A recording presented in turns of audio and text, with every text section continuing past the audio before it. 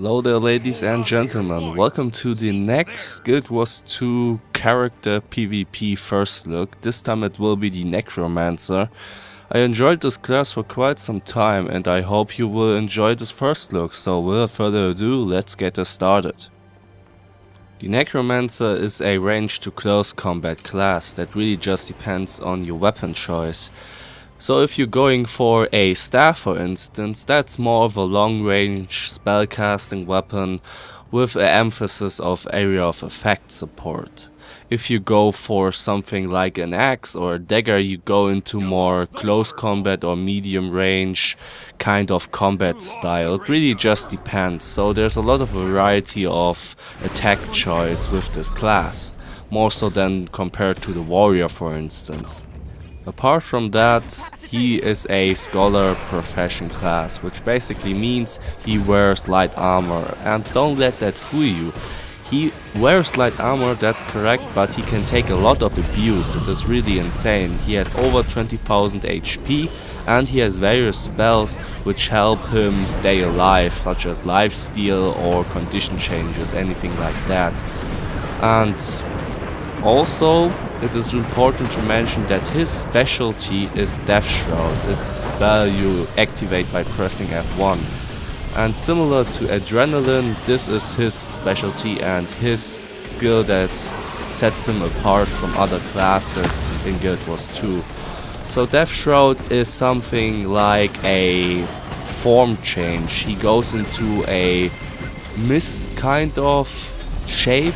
He becomes almost invisible, and in this shape or form he is invulnerable. It is really good if you try to defend a certain spot in PvP, for instance. You can't be harmed, and you gain this Death Shroud or this meter for Death Shroud by death around you. So if characters die around you, your Death Shroud meter will increase, and it really doesn't matter whether it is an enemy or an ally that dies. If you are close to them, your meter for Death Shroud will rise, and the more full it is, the better, because the longer your Death Shroud will be.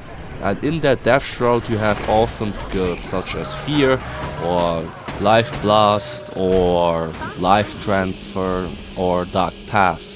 And Dark Path is an attack which will teleport you to that foe, and it will chill nearby enemies, so they will be a little bit slower for the time being.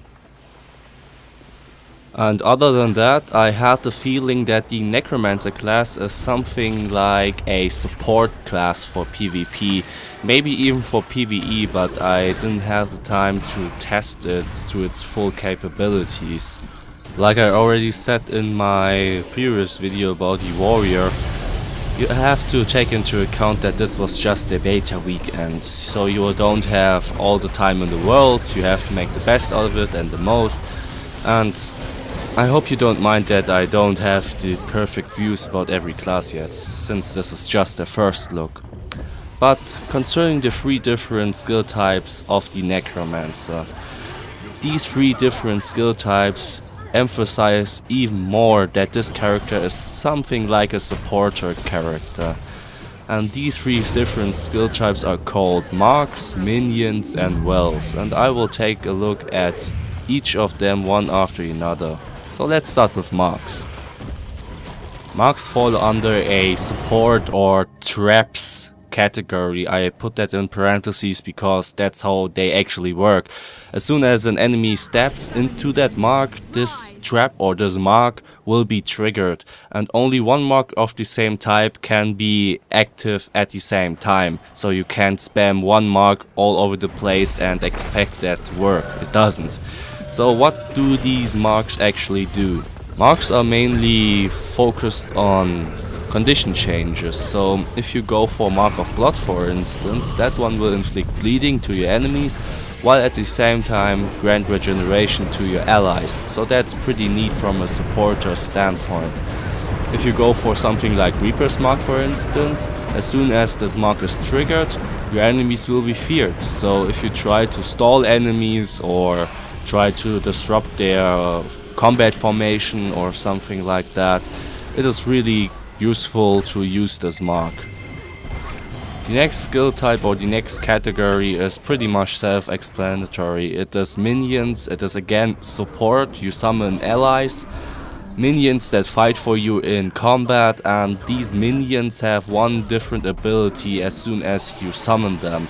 And this depends on the minion that you choose. So one minion, for instance, will teleport to your enemy and blind it, and one other minion will just explode, like a sacrifice explosion from the Witch Doctor in Diablo 3. Some other can be sacrificed to heal yourself. So it really just depends on what special ability you want or which minion you want. So in my opinion, while I was testing these different minions, I consider these special abilities to be most important, because these minions, while they are really helpful in combat and for support, the real big thing about them are the special abilities. At least I considered them the most important, because while I was fighting, it was really nice to be able to sacrifice your minion and to heal yourself once again. So it can give you an edge over your enemies. And last but not least, we have wells, and wells are yet again something like a supporter kind of category.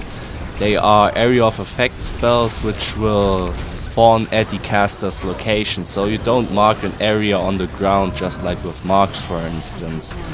They can be very beneficial though, so if you go for Well of Blood, for instance, this one will heal nearby enemies, so that's really cool if you have a certain spot on the map where a lot of skirmishing is going on. So if you place that Well of Blood there, it will give you and your allies an edge over the enemy, as well as with other wells. So if you go for Well of Corruption, for instance, this one will turn buffs, they call them boons in Guild Wars 2, they will turn them into conditions which will basically harm your, or turn a negative effect on your enemy.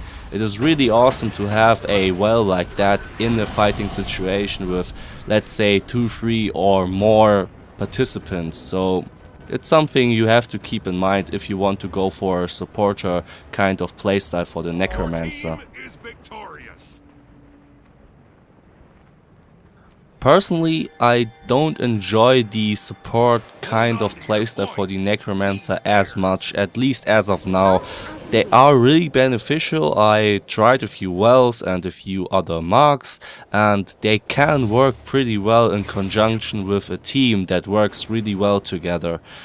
No doubt about that. It is really fun to support everyone with a well, or to leave a mark on the ground which will stall the enemies before your allies are in for the rescue or in for the support. And this is really nice for a support kind of playstyle. But while I was playing the Necromancer, I tried a few other things. I kind of used more form changes, such as the elite skill where you turn into this big lick monster, which is really awesome. I enjoyed it really much. You will gain more HP and will take even more abuse, which is really awesome. And also I liked spells like Spectral Armor even more, and I played something more of a solo playstyle where I can depend on myself and don't have to rely on my teammates so much. It can work, so this is really awesome about that class. You have so much emphasis about supports and condition changes, and heal your allies and support them and leave conditions on your enemies and all of that stuff. But you really can stand your ground yourself with your abilities as a Necromancer, and that's something I'm really fond of, because seriously, if you don't want to play supported kind of playstyle, but you like the art of the Necromancer or the spells or anything like that, it's really awesome that you can play for yourself and don't have to rely on your teammates. But I think the most synergy effects will be achieved by these supporter abilities. And that's basically it for the first look of the Necromancer. Thank you very much for watching. I hope you enjoyed this episode. If you have questions concerning this class, leave them in the comment section below. And if you like this episode, press the like button. And if you want to stay up to date for more Guild Wars 2 coverage or Build Factory coverage of Diablo 3, yes, I didn't abandon Diablo 3 just yet, don't worry, press the subscribe button. But apart from that, I wish you a really nice day, have a good one, I will see you next time. Take care and goodbye.